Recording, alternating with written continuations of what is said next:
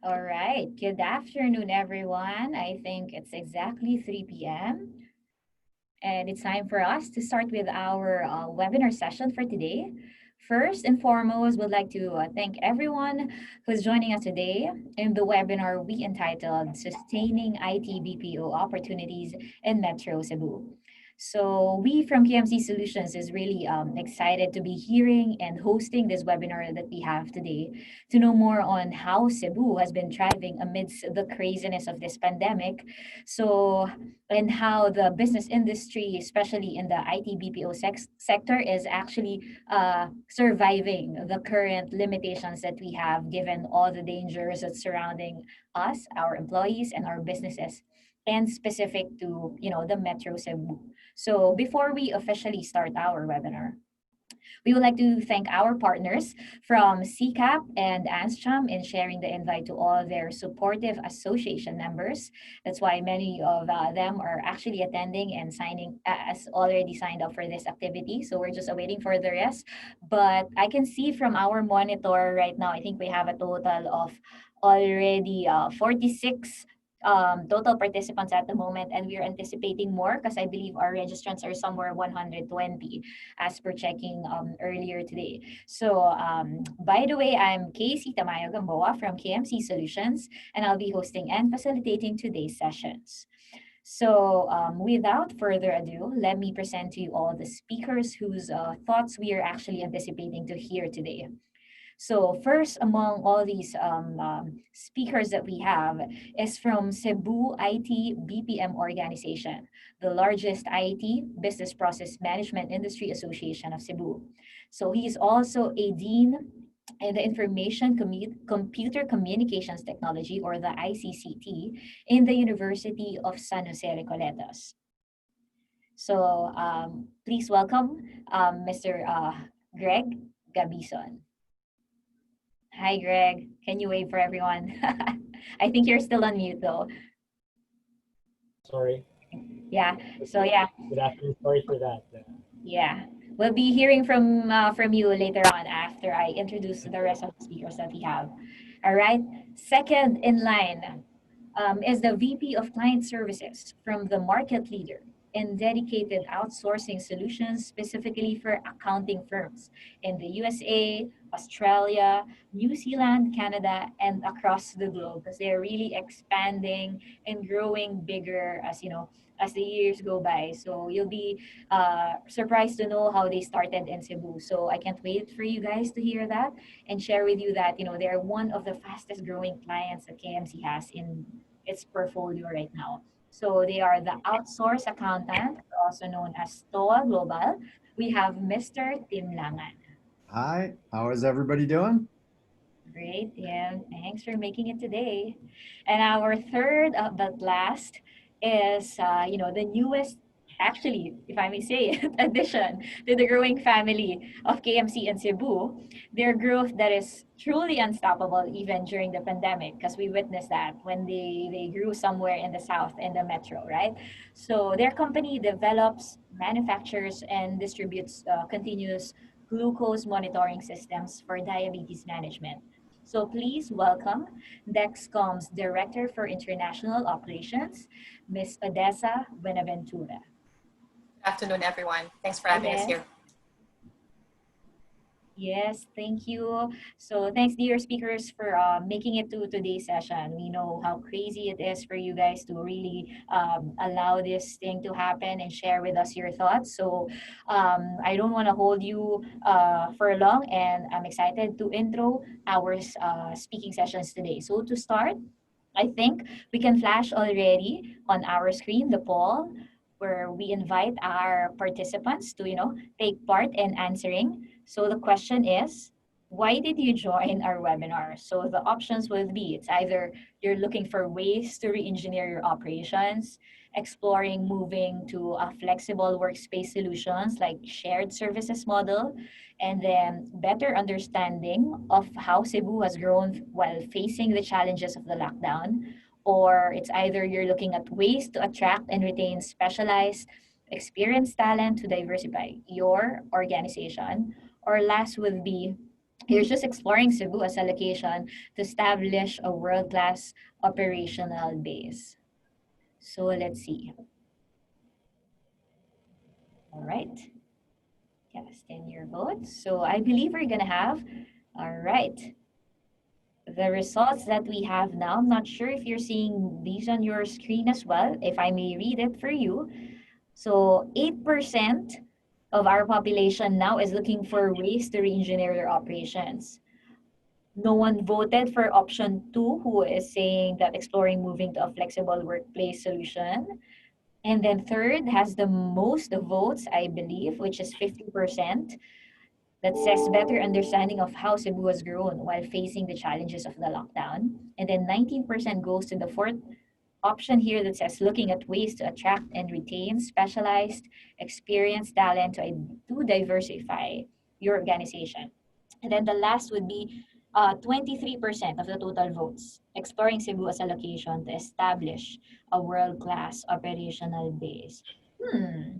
Interesting. But it all says that, Cebu is an interesting space to grow into, and people are Correct. interested to know how they can potentially grow in Cebu. So we don't want to keep them hanging anymore. So let's hear it first from our first speaker, Greg. Can you take us through your Thank slides? you. All right, thank Okay, you. so I'll be sharing my screen now. So I think it's already visible. My screen can be seen already, right? Um, okay, let me just check out the participants, and we're good to go. Okay. So good afternoon, everyone.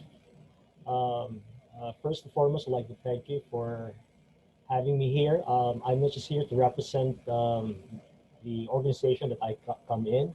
I'm also here to give some thoughts about how we have actually gone through this pandemic over the last 6 months and share some experiences of our members in terms of how they actually operated in going through this pandemic. So the bigger question right now that I would like to showcase in this presentation is that why Cebu is still the main IT-BPM hub outside of Metro Manila. Okay. So I have here a couple of answers for that. So first is that we have the infrastructure. We know for a fact that there's the two big telcos. There's a third one, that's the Eastern Communications. And we have a Cebu-based player, Rise, which actually comes in normally as a secondary option or a way to reinforce the internet connectivity of these companies who are actually established here in Cebu City. And also, if you talk about facilities, building facilities, we have PESA accredited buildings all throughout the spread all throughout the province of Cebu. And these two notable areas, we have Cebu IT Park and the Cebu Business Park. And if you check out these numbers, they're the ones housing more than 100,000 direct employees of IT BPM companies. Um, they're in the form of software development down to tech support and even knowledge creation. And these are not just the two IT parks. We have actually several. These are the big ones. We have also the ones in Mactan, Newtown, which I would also be expressing later on. The Arsenas Estate in Banawa, Oakridge, Northeast, that's beside the J Center Mall, the Pueblo in Maps 2 of Aboitisland. And there's one upcoming IT park, which I'm not sure, but let me just maintain the thrill for that. It's actually a household name. And there are also several IT parks, not really parks, but rather facilities which are actually spread out all throughout in Cebu City, like the China Bank Corporation Tower, which is actually in Cebu Business Park, Keppel, Globe Tower, Synergies, and so on. And also this one, over the last 2 years since its operation, this is one worth bragging as a Cebuano. So we have the best airport in the city. It's the new Mactan International Airport. And although despite the COVID thing, if you try to check out in the last 3 months, when they started opening it up in their operation, you would see how management is able to provide some form of service that would somehow provide some form of safety to the travelers. And they're quite as busy as right now, and especially that traveling is already little by little opening in and out of Cebu City, and most likely outside the Philippines as well. And if you check out also the manpower resource and the provision, Cebu City or the province of Cebu is a haven of very ideal higher educational institutions or universities. Within our membership, we have these five big universities: University of San Carlos, University of San Jose Recoletos, CIT University, University of the Philippines Cebu, University of Cebu. And they are actually quite active in terms of the membership and how they can also share their resources in terms of training as well as other funding deliveries. Well, actually, funding deliveries comes from the Commission on Higher Education. And within these universities, we have actually these centers of excellence in ITCS education. The three are actually centers of excellence, the highest recognition from University of San Jose Recoletos, CITU, University of the Philippines, and University of San Carlos as Center of Development. This is far better in terms of concentration compared to any city compared in Metro Manila. And that's the reason why we have actually good universities and talent pool sourcing. Every year we turn out about 43,000 graduates all throughout the different programs. For IT courses, we have about more than 1,500 graduates every year. And for business courses, where if you look at just in the IT, in the two IT, the big IT parks, indirectly there are about more than 300,000 indirect employees for IT related companies. And these are the ones providing that. And in CIBO, we believe that in our ecosystem that we're promoting, we actually would go for the nurturing of the production of our fresh graduates and having them taken in the companies that would actually set foot in Cebu City, just to make sure that we continue the operation of being able to fill in the entry-level job positions, and within the company, we promote that level of providing some form of recognition for employees within to grow up in the ladder within the company.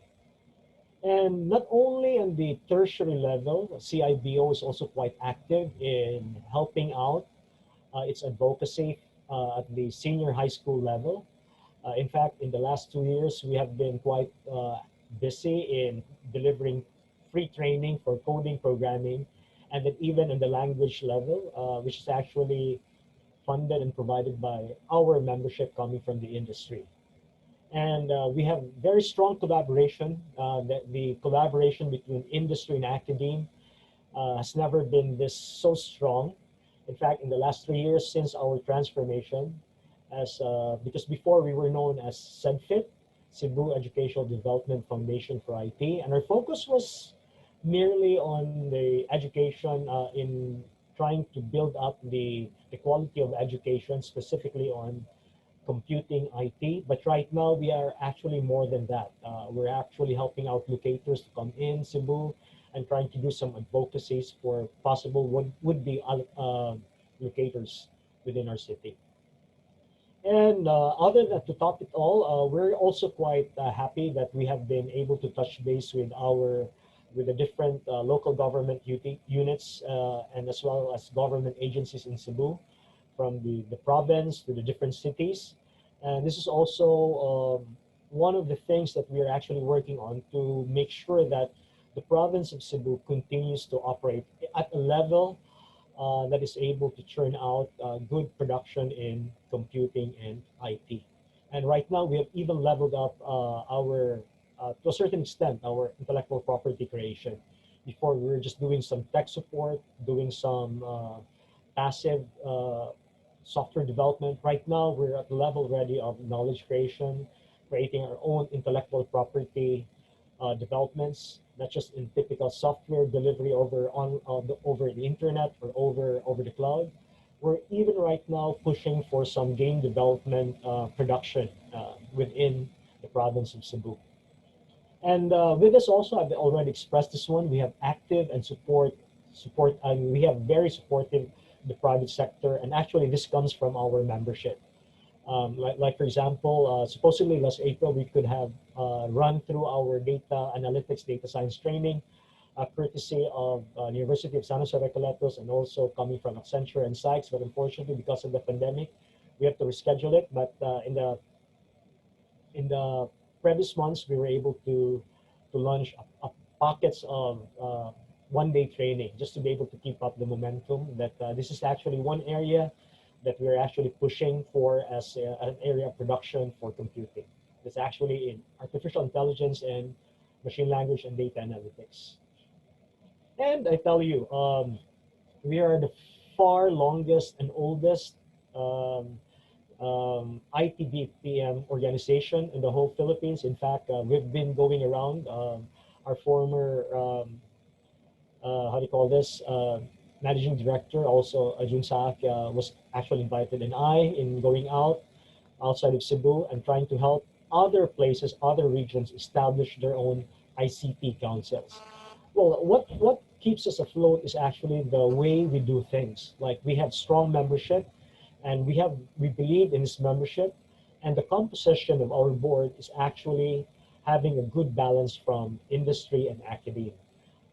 Currently, I'm the president. I'm from the academe, but in the previous years, we also had our share of a president and the chairman of the board coming from the industry. So the next set of slides that I would actually be sharing would have to be um, more on how we have actually acted on at this time of pandemic. I know that in the last 6 months, everything came in, and some of us went downhill or something. We were actually, it was such a climb in terms of how we actually operate things. But this is how the story goes with respect to CIDO and its membership. You know, the IT-BPM industry continued to operate, but we know that we operated at a reduced level due to the social distancing requirement. So as a result, the operation of our membership dropped by about 50%. But during a May 19 meeting with the Director General of TESDA, that is Director General Ching Plaza, in that forum alone, because I think, if I'm not mistaken, there was a cap that was being set that even doing work from home, there was some kind of 70%, although I was a bit surprised why there was a cap. But out of that particular work from home setup, we were able to request that we actually have it increased. And so as a result, the cap was actually set higher than 70%. So I think more than 90% uh, of each of the companies of our membership were doing work from home. So in a way, this increased the operation. And as a result, much of the delivery, much of the production of these companies were able to catch up with their um, production requirements. Although there were a bit of challenge in terms of how each of their employees would operate from a work from home setup. But nevertheless, this challenge is actually done progressively, considering that the two big telcos are actually members of CIDO. And we were able to do some progress with this one, although the batting success average were somewhere like about of a certain number of requirements, let's say about 30 to 40% in a month's time.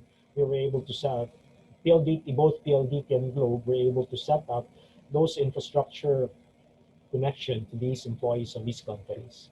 So as a result, by the way, that particular request to increase came from that particular meeting and was triggered by this particular IT company coming from Cebu. Okay. Okay. And also, like,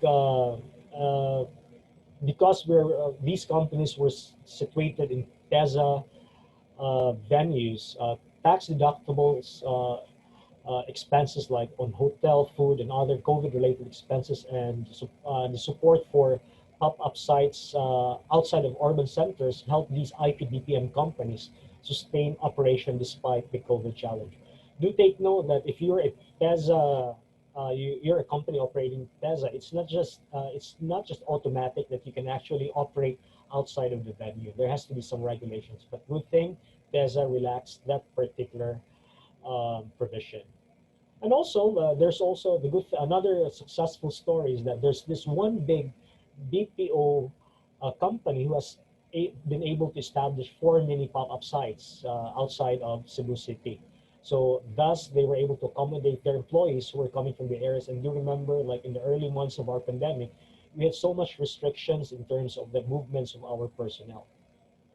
Likewise, being an active partner of the Department of ICT, even prior to the uh, even prior to the COVID or this pandemic, there were already plans to develop more ICT councils outside of Cebu City. And in the next couple of slides, I'll be showing that. And then also the major telcos took time to capture this particular requirement. And also, if you look at in the first 3-4 months, majority of the IT-BPM, this business process outsourcing companies, were able to set up operation and having their employees temporary housed in the hotels, different hotels in Cebu City. So quickly, these are just some of the cities that we have already started touching base even before the pandemic. I think in 2018 we have a very successful IT-BPM conference that was done in Bogo City, which is entitled VICTO, Visayas ICTO conference. And in fact, the mayor himself is actually quite a handsome guy, and he has been able to lay out already a fiber optic facility all surrounding the city of Bugo, just to make sure that they're already up and running. And they have already established also an ICT Council. CIBO is actually helping them out in its realization. And there's also the one in Naga. I'm from the south of Cebu, so that's why this one comes in very close to me. And I'm actually very keen on helping out this particular city as well. And we were able to have a good touch base already. In fact, one facility building company has already been in this. We are already in talks with this company. Wherein Naga City has already identified a location, not the Naga Valley, which is a bit far from the main road, but I tell you, the place is really beautiful and very ideal for another IT park. But that would be the next move. That place used to be the one where Seagate was supposed to invest on. The Seagate company, I think most of you know that company, but unfortunately they did not push through. But nevertheless, we're seeing another good venue, which is just a stone throw away from the City Hall of Naga. And there's also Mandawi City, we're in just adjacent of Cebu City, is fast catching up with the developments of IT-BPM. There are already a number of locators there. And plus, they're having major developments like Mandani Bay, which offers both residential and office space. And there's Lapu-Lapu City. They have the Mactan New Town development, which currently houses three major BPOs. And they continue to work on having more shopping areas and even a school to support the ecosystem that which they're actually looking forward to setting up. So I think that ends my presentation. So later on during the plenary open forum, I'll be happy to answer your questions. Thank you very much. May hapon. Thank you. Okay. So back to you, Casey. Okay. All right. Thank you so much for that very insightful sharing you got there, Greg. No? It's very nice to know that, the PESA easing up on its regulation has really helped Cebu, no, parang, thrive through the limitations of this pandemic, and that it helped the IT BPO industry survive, you know, the number of months that we are having a hard time continuing with our operations. And it's exciting to see the new developments that you have shared here, specifically the new international Mactan Airport. It's so nice. Yeah. I mean, it's my first time seeing it like closely. I believe I've seen, a wider shot of that one from post from Facebook before and in the newspaper. But yeah, it's quite exciting, and it's really something that the investors and the potential clients are gonna look forward to. And of course, even before the pandemic, we know for a fact that Cebu is a very good, what do you call this? A gold mine of talent pool. Seeing the top universities in there, and it's very good that you were able to show also the population. Just imagine it's 43,000 of graduates in a year in Cebu alone. So just imagine how much talent you're gonna get from there. So and no wonder why both Dexum and TOA are expanding in there. So I don't want to preempt any more presentations or information our next few speakers are going to mention. But thank you very much for that, Greg. And we're going to get back to you later when we do our Sure. Q&A portion. But this time around, I believe our second speaker is set to be Des. Sorry, Des. Right. So yeah, from Dexcom, again, welcome Miss Des Benaventura. Thank you again, Casey. Can everyone hear me okay? Yep. Yeah. Not in All right. I will just wait for my slide.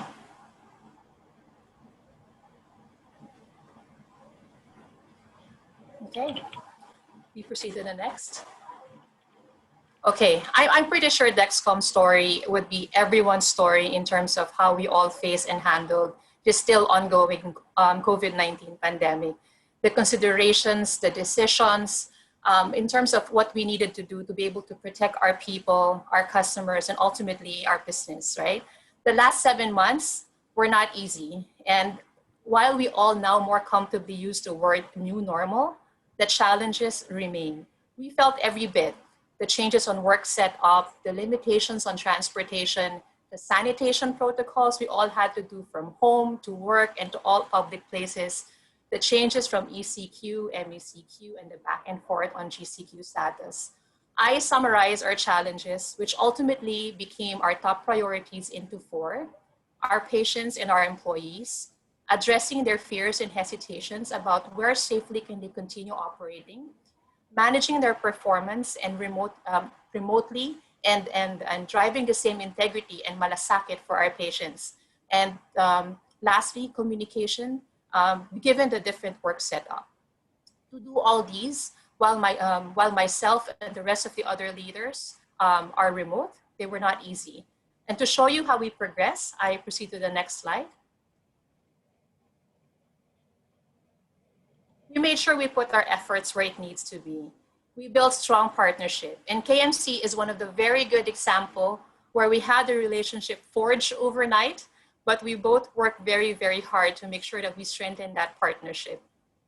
I'd like to thank KMC for helping us extend our space and give our employees another safe environment to work from. And that's all in less than a week, guys, all in less than a week. KMC made it happen for us. Same strong level of communication that we had to continue to manage and take care of our employees, especially for the services that we extend to them: lodging, food, transportation, and the like. And even with our partners globally, so we keep each other abreast of our situation here, and that they know what support is needed and vice versa. Part of taking care of our employees is also not shortchanging them in terms of health and safety. We needed our employees to be well so we can continue to service our patients who heavily rely on us to assist them on their sensing device. There was no stone left unturned in terms of keeping the workplace clean and safe, and in checking our employees regularly and ensuring that they have what they needed, whether they're at home or on site. We also made sure that we allow our employees to operate where they are safe and they can consistently be productive. Thus, Dexcom continues to maintain less than 10% on-site since the start of the pandemic, and really only allowing those who cannot connect from home efficiently to work off-site, and those to work on-site, and those with better guidance needed from their supervisors or managers. And lastly, as we continue with the new normal, we make sure lessons learned are recognized and addressed accordingly, and that we extend the training to the different leaders and POCs in terms of properly handling our COVID situation and any other emergencies for that matter.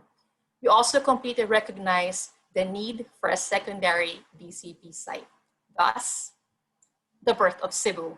If we can move on, please. With that, I'm excited to announce that we have chosen Cebu to be our second home, and this will be operational before close of 2020. For some of you, you may wonder why Cebu, and I would like to explain that very briefly. We believe in its strategic location. While we know we have grown strong in terms of handling emergency situation like what we have here in Manila and across all else, we know that it's still wise for us to have another place where we can continue to serve our patients should any major situation impact our ability to operate here in Manila. Cebu will become our extension of our Manila operations, trusting not only its location, but also its IT capability, its talent, and more importantly, its people. And Mr. Greg had very well explained why it has to be Cebu with all of your talents and skills that's out there that we can, that we can readily tap for our operations.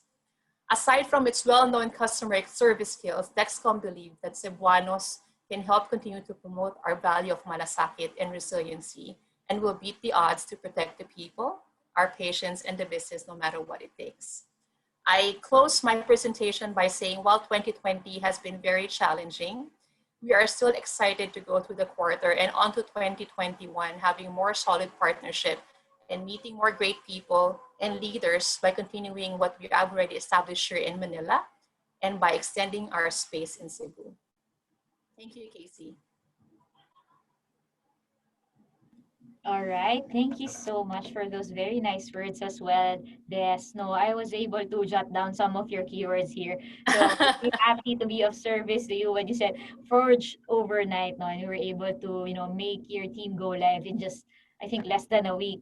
That's And right. it happens in a month or more. So I think that's the beauty of partnering with some flexible solutions provider. So and indeed, you guys blossomed from there, and you've shown like really resiliency amidst all the the hardships given by this pandemic. And happy to see you guys that are you are flourishing also outside the metro, and now you are in Cebu. We're excited to see you guys grow in there. So with that, and appreciate also that you guys are what do you call this? Primary concern is the health and safety of your employees. It goes a long way, and I believe exactly why you guys are also expanding, because these guys are seeing how you guys are taking care of your employees. So that's a Thank you, very good Casey. thing to note. All right, Cebuanos will be really happy to know that. All right, so our third and last speaker would like to introduce again the VP for Commercial and Client Services of TOA Global, Mr. Tim Langan. Tim, take it away. All right. I always talk when I'm on mute when we do our internal calls. So I had to I'll start do it it that for way you. with you also.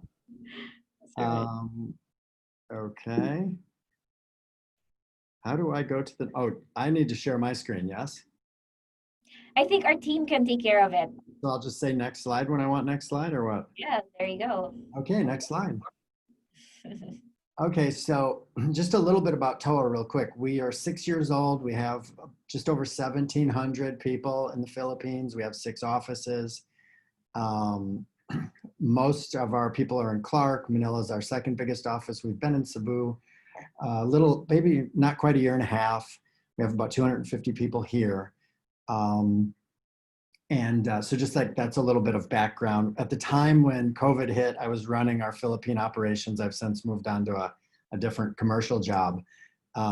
Just so a little bit of background. So we chose Cebu primarily because I think it's a great mix of talent and cost all in one. And there's a great density of talent for size. I think a lot of people, it's kind of a bit of a fallacy that, oh, Manila has all this talent. Well, it has, you just need to draw a circle around wherever your office is. And it's maybe 5, 6, 7 kilometers, and that's your talent pool, right? If you're drawing people any further out than that, realistically, you're going to be drawing people who are going to have a commute that's unmanageable. Now, when we're not in the office, it probably doesn't matter, and we're all hiring people all over the place. A little bit just to talk about Cebu, because I actually live in Cebu. I spent 6 years living in Manila and working in Manila starting in like 2002, and so a couple different places, and worked in Clark also. I think the big challenge for us, just entering a brand new market is name recognition, right? So investing a lot on the recruiting side, so people who know who we are. And that took a bit. For us, we hire exclusively almost exclusively accountants. This is our niche. Of course, we have other roles also, but getting accountants on night shift in Cebu was slightly more challenging than either Manila or Clark. So that was something, that we had to get used to. And I think, you know, as far as the Philippines goes, tech roles are probably stronger in Manila overall, especially if it's very specific. Although Cebu's much, you know, definitely number two for sure. And I think another big challenge, but this is again pre-COVID, is the real estate market was very, very tight in Cebu. Hard to find space, hard to get good space. The world has changed, right? So what happens? Now, I think that the big attractions or enablers is the talent pool is really good. Cost structure versus talent is a very, very good mix here. You know, also the airport, you can fly directly internationally into Cebu. So you really have Manila, Cebu, or Clark for those options, but Cebu has more options to fly in internationally. So that's super helpful. We get probably 300 client visits a year. And so it's important that they can get, you know, easily to any of our offices. This is maybe sounds funny, but English, because Cebuanos speak Bisaya, many of them, their second language is actually English instead of Tagalog. You know, I mean, it's almost like because you have to have two languages, the English is great everywhere in the Philippines, but just that little bit extra, I mean, we don't do any voice work, so it doesn't matter, but that little bit extra where there's just a little bit less accent, or no, the idioms are known just a little better. And it's a small thing, but it's actually a slightly noticeable difference. And I think probably office facilities themselves are a bit, you know, are very, very competitive in Cebu. What you get for the dollar, but there's just a ton of nice stuff like an IT park. So that's, you know, good. I think I already said some of this stuff on the next slide, but yeah, I think it's a perfect mix of like provincial and big city. You know, you can get almost anything, you know, that you want here. Great talent pool. Yeah, and just diversity of talent. And I think there's something, having worked in 4 different cities in Manila, there's definitely, I mean, Filipinos are super friendly, kind, you know, warm-hearted, you know, people. I don't know how else to say it, but I guess there's something in Cebu where it's just, it seems like just maybe a little extra, maybe because it's not just such a gigantic city. That might be it, you know, versus Manila. But there's just something here that, you know, I really like it. I've been here for a year and a half now, my first time, you know, living here. So I really enjoy it. Next slide. Best practices ongoing. It's been you know, the honest answer is we had to get 1,700 people out of our office, you know, the vast majority in Clark and Manila in a period of like 3 days. And it was, you know, it was a big rush and a lot of work. Cebu went on lockdown 2 weeks later, so we had a little more time and we were ready for that. But I think the biggest thing for us, the biggest learning is you just got to stay very close to government announcements. There was a lot of change, a lot of things were not clear. That among our 3 cities, the way things that are interpreted even today is vastly different. So you just really have to stay close to things. Yeah. And for us, I think the big thing is staying connected to our team.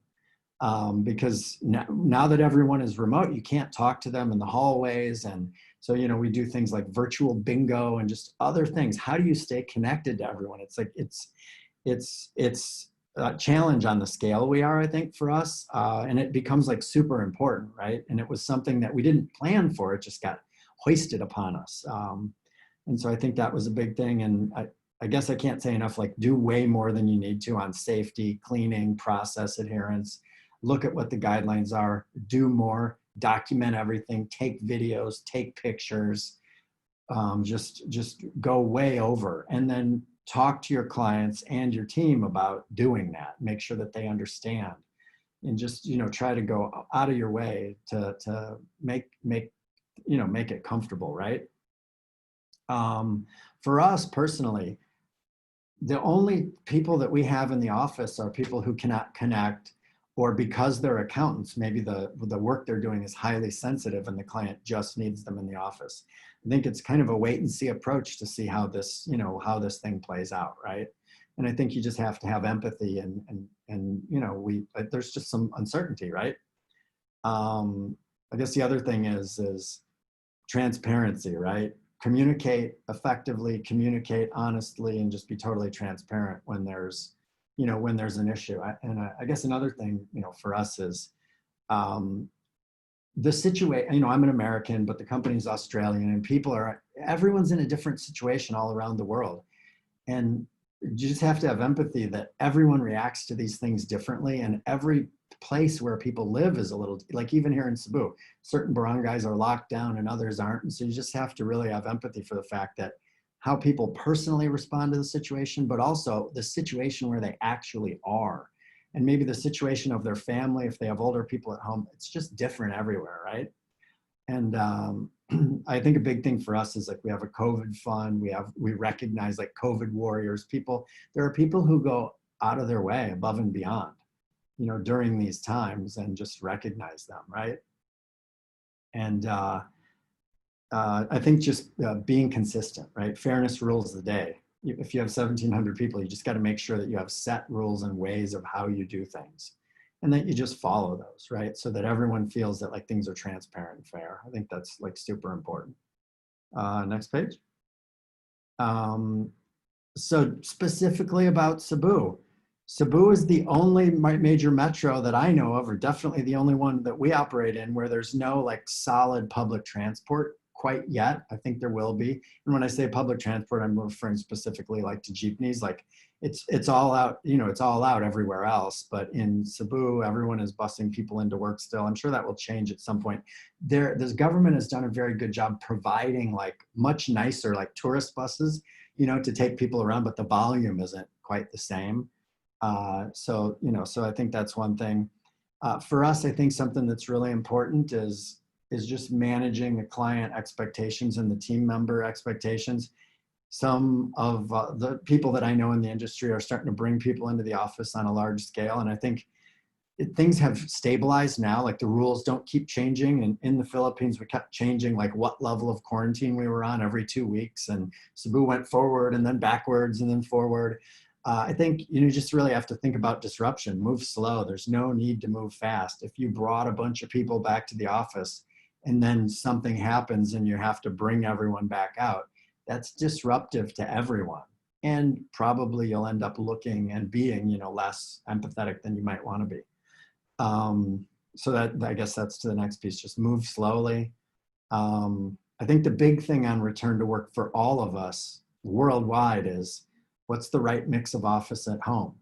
You know, for me personally, I think of it's like we just went through a generational change on the concept of work from home. What, you know, like it's, you know, I guess when my dad was at work, you know, there was no way to work except for in the office, right? Because there was no way to electronically communicate, or even when I first started. And so like a lot of people just don't trust the work from home thing, anyone over like 35, right? But now the whole thing has changed. The perception of clients, the perception of companies. And I think we're all going to kind of challenge with this concept of some hybrid model. And how does that work? How do you, you know, if you're a service provider, how do you price it? How do you add the correct value? How do you make sure that the working environment home is appropriate? Do you provide internet? What type of monitoring would you need to do at home to make it similar to work environment, to make clients comfortable? There's just like a huge variety of questions to kind of get to what is that long-term situation going to look like.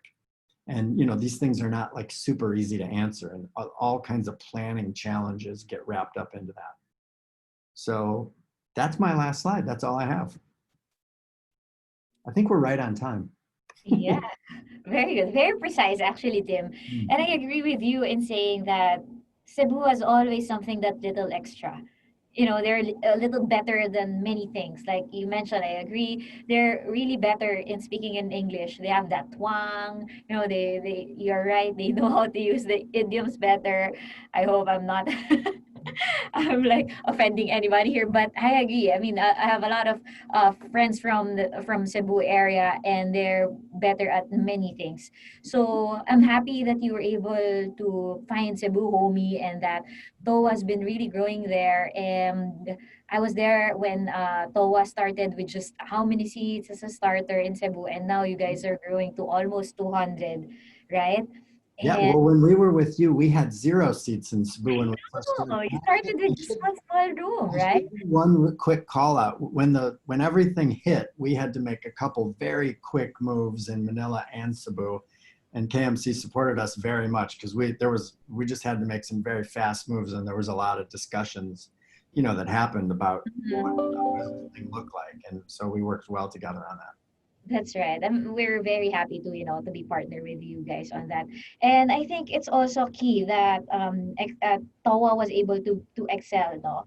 It's the right mix of doing the work strategies. And now I think you've mastered that because I believe you've been researching. I'm seeing your post in LinkedIn and how your team can perhaps segregate the team that can work on a work from home basis and some that are really strictly have to be in an office setup, maybe because of the accounts that they're handling, the restrictions of the clients or whatnot. But I guess with all these restrictions that has happened in Cebu, because it's quite different from what we have here in Metro Manila, that you've been really quicker than how quick you were before in switching the teams, on deciding for the team. So that's a very good testament on how you guys have thrived through this pandemic and its changes. So I've got here, I've noted down here all the key points that I've gotten from all your discussion points. So I've heard like enablement, fast deployment, flexibility, quick solutions. It's just like how Tim has mentioned it also, the transparency. So, I mean, it just goes to show how everyone is being flexible and how it is important to have a partner in place also to enable that for you.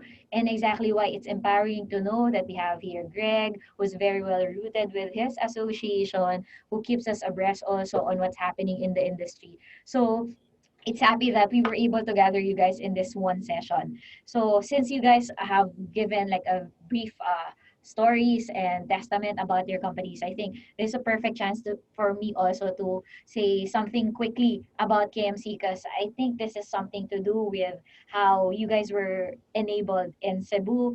And I think we have played also some important role that you guys were able to discover Cebu, and perhaps we have shown you how much of a jewel Cebu is, right? So if I may be allowed to flash my screen there, it's there already. So just a quick backgrounder on who KMC Solutions is and what we actually do. So a lot of you or our participants at the moment has heard about us as we are known to be the first and largest shared services facilitator in the Philippines, and we are kind of known to have a reputation as the employer of choice. We have been recently tagged on that award.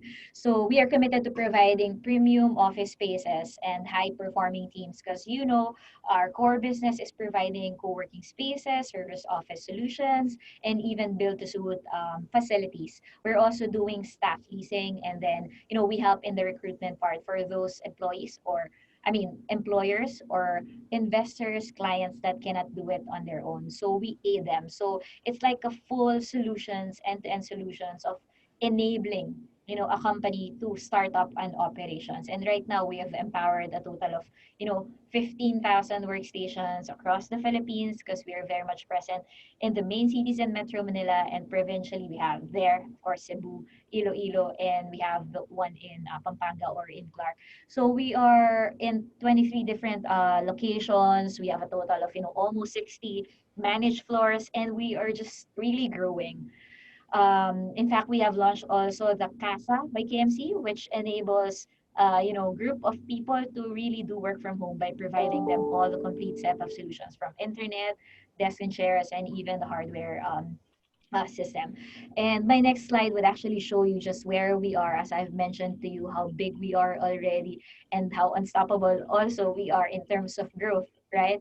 So we don't stop in planning, and in fact, I have to admit, it's quite a pain also being affected by the pandemic, but we came to that point where we have to pivot our business and adapt to what our clients are clamoring for. Exactly why we were able to come up with such opportunities to present the different work strategies, which my next slide is perhaps going to show you the the workforce distribution strategies that we have came up with. It's what we call internally as triple H because it says something about HQ, the headquarters, and then the hub and spoke model, and also the home solutions. Because we have certain solutions for each and every strategy that someone, an employer, a business owner might think of.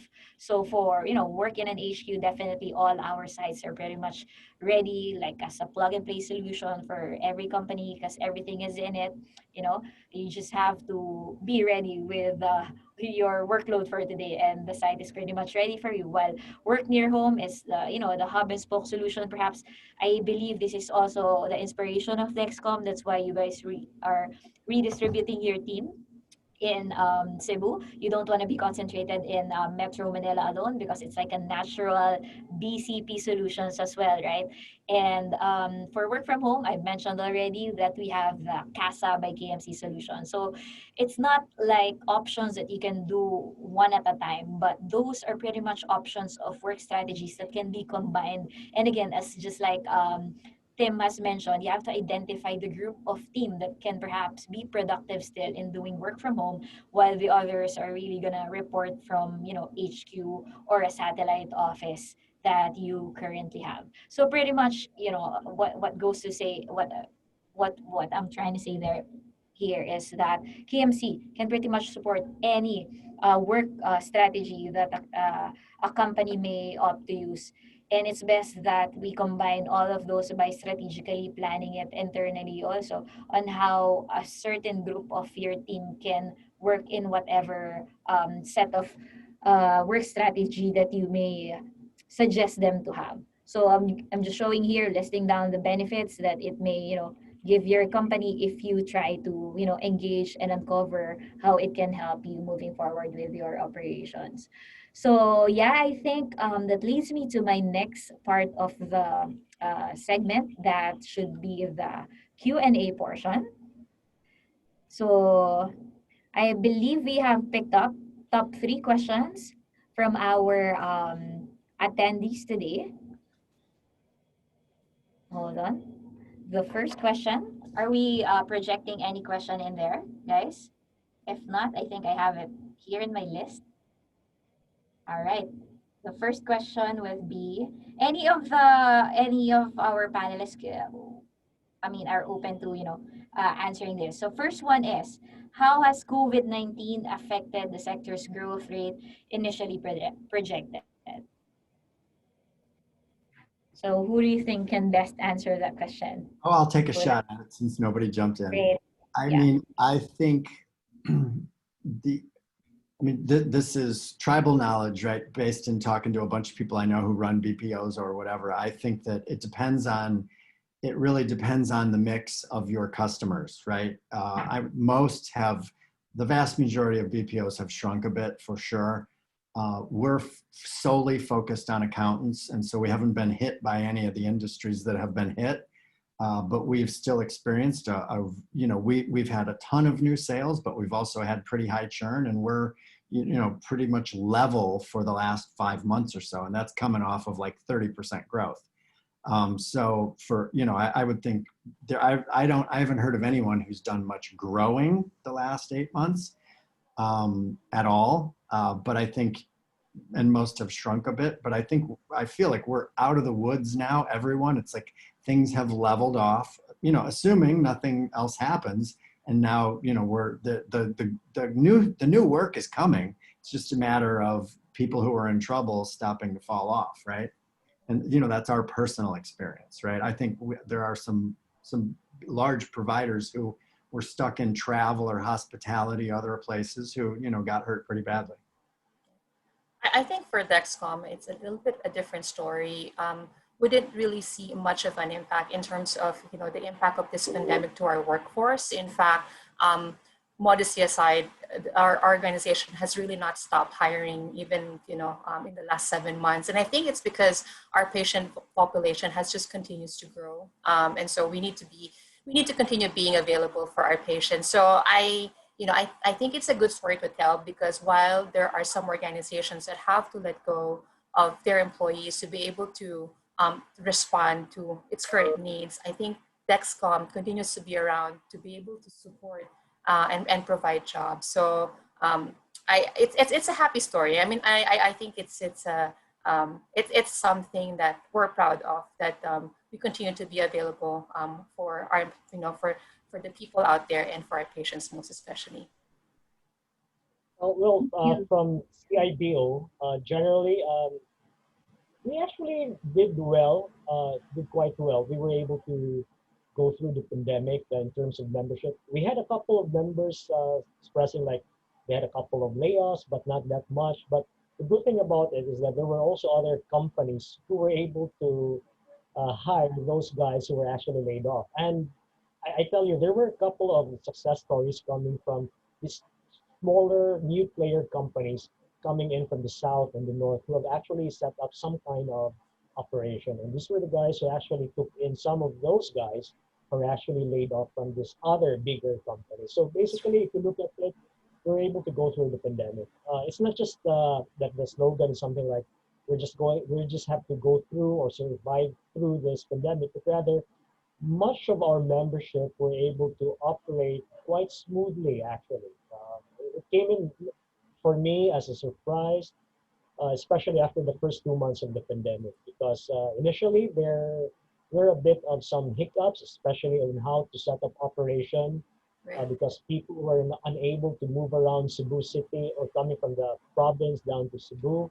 So immediately some companies came up or organizations came up with a way of doing things like setting up those pop-up sites, trying to look for other locations just to be able to go through their continuation of the operation. I mean, things came in, and the talent in just being able to pursue the continuity of operation just naturally just came in. So I didn't hear some kind of a massive kind of issue, but everything went well. Yeah, that's very good to know, no? Everyone has been really surviving this pandemic. So yeah, the next question we have here is that in what ways can the IT BPO industry demand change in the months to come? How can businesses plan and prepare for them? Well, I like to take a shot for that question. I mean, uh, our objective in running this organization, we're actually a non government organization, and we actually help out. Our objective is to make sure that our membership are able to take advantage of the services of the government and also trying to build some kind of a how do you call that a point wherein they would actually be able to operate well in Cebu, in the province of Cebu, not just Cebu City. Uh, that is just like what I've expressed in my presentation.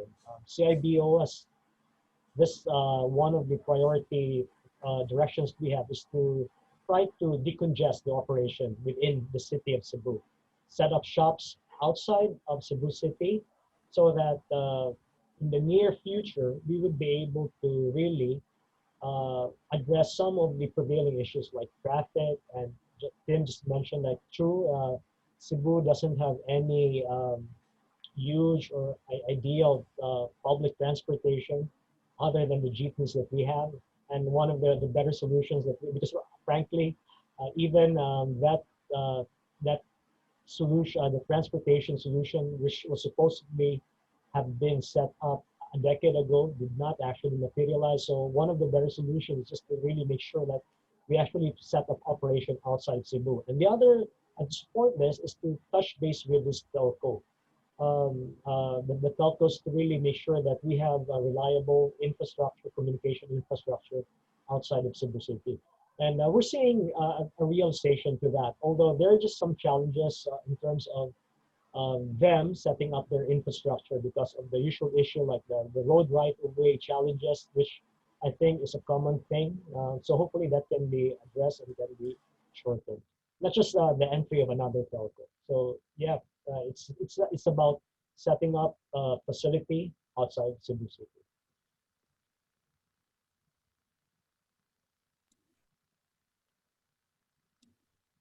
Thank you so much for that. I think our third question in line is that what factors did you consider in expanding to Metro Cebu?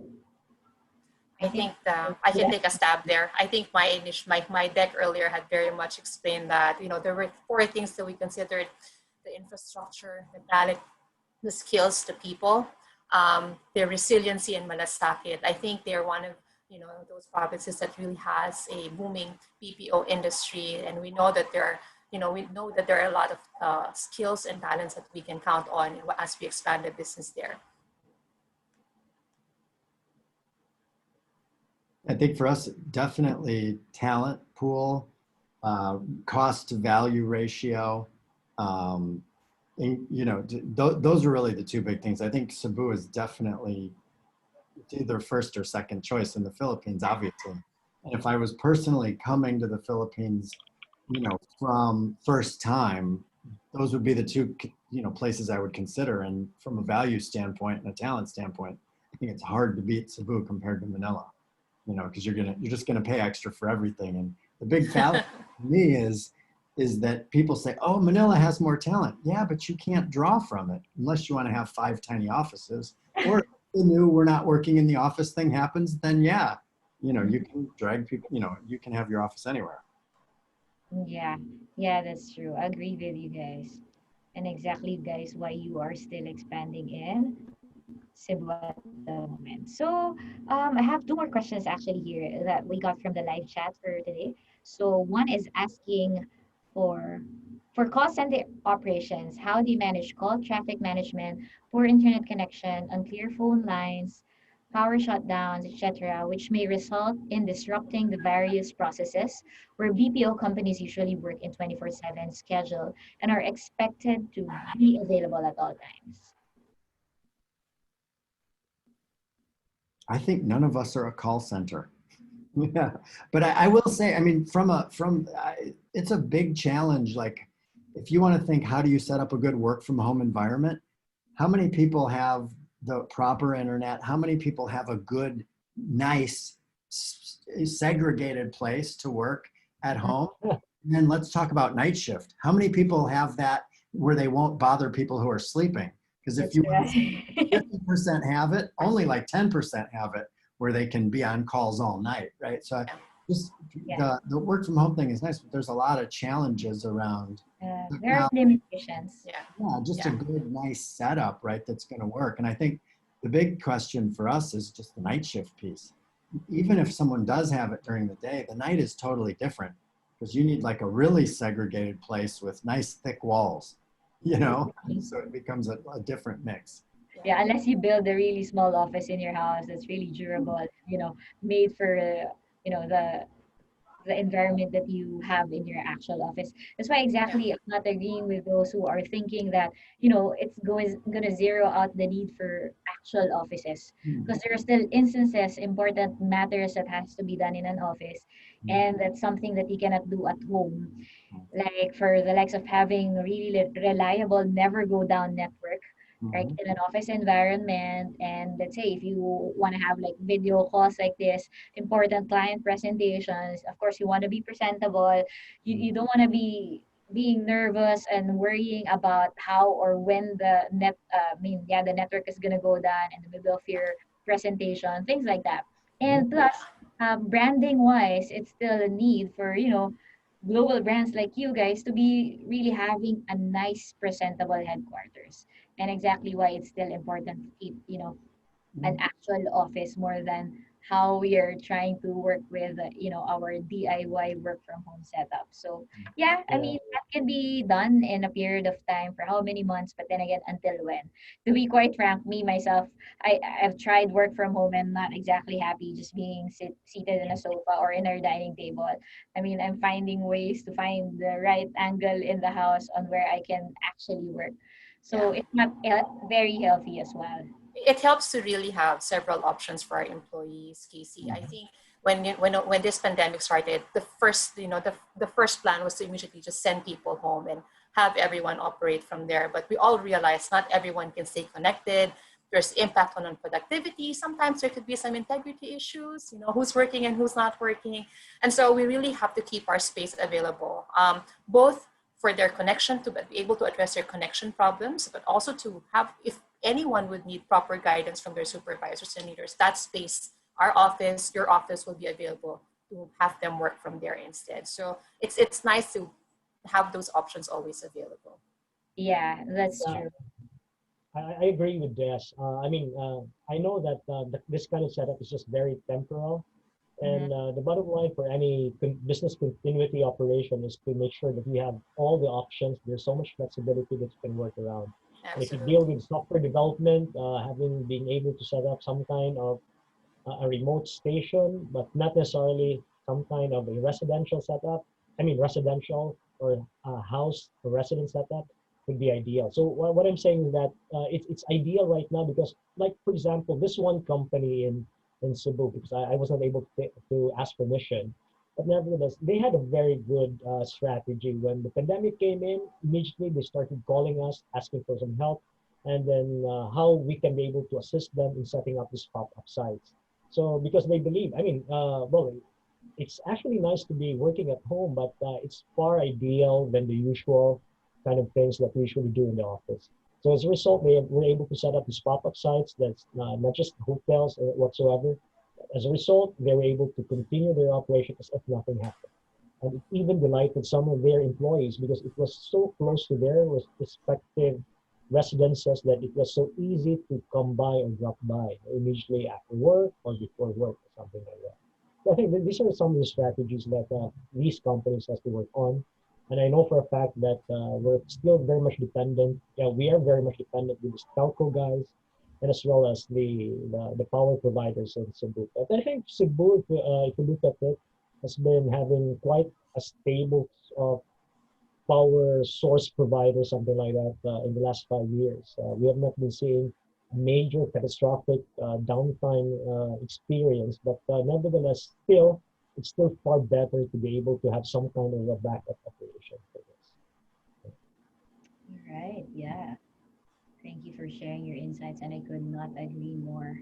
So I think we've discussed enough, although there are still a lot of questions in our Q&A chat, and somebody else is chatting us for some more questions that they want us to answer live. But we regret to inform them that we are out of time. We're supposed to end by 4, but it's been a really good discussion that we had now, and we appreciate all the thoughts that our speakers have shared with us right now. So the other questions that are pending, we'll try our best to answer online, and we're gonna share anyway all these answers together with the materials of this presentation, this webinar session. So you're gonna Yeah. get more information from those, and I'm sure you're gonna. It's going to be helpful for each and every one of you who are having like issues and difficulties and planning their moving forward operations, especially those who are in Cebu. So I hope you were able to give Casey, some helpful Casey, sorry. insights. Uh, I just saw this question. Can I take a shot at this question, like from Michael Hirado? Do you see a continued expansion of BPO hiring in Cebu? I tell you, it's not just to give you. It's not I'm giving you some kind of so much hope, but I tell you that our membership, especially the guys from BPO, or operating in BPO, are actually quite gung ho on expanding, and that's why like right now we're actually on our heels and toes and trying to talk and continue our discussions with these cities outside of Cebu City.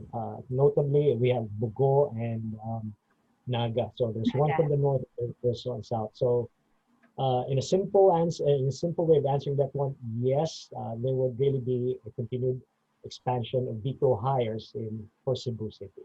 That's I mean, ex- for Cebu province of Cebu. Yeah. yeah, excited for the Cebuanos, no? I hope we can travel again back to I Cebu. think, Casey, the last question can be answered too. The answer there is yes. I think for most companies, that's what they will do. Anything for our employees, whether face to face or virtual, we got to make it happen, right? Yeah, that's true. It's about the Christmas parties, no? Yes, yes, yes. In Yeah, fact, our town halls and quarterly recognitions, they've all been happening in the last 7 months, all virtually. But it's been fun. Anyway, it's nice to bring out those creative juices. that's true. Getting We the have to latch make on it to work. all the homes, that's the challenge. Yeah. Yeah. So yeah, everything is done virtually now, and we have to make it work at least for now. Yeah. But we're praying Yeah. that everything's gonna go better in the next few months, if not weeks. So we are hearing news about testing of the medicines and potential vaccines. So it will come, but we know that we are good at surviving this. And these creative things that we have just discussed today is just a testament of how we are surviving all these struggles and challenges that's coming through our way. And again, thank you so much for your time and the energy, the information that you guys have shared with us. You've showered our participants now. And we all hope you guys well, you stay safe, and we're just going to keep praying that we grow our businesses all together and that we hope to see you on our next webinar. Thank you, Okay? Casey. Thank you, everyone, for Thanks attending everyone Thank who you. today's attended. discussion. Have a great day. Be safe. Take Bye-bye. care. Stay May safe. hapon. Bye.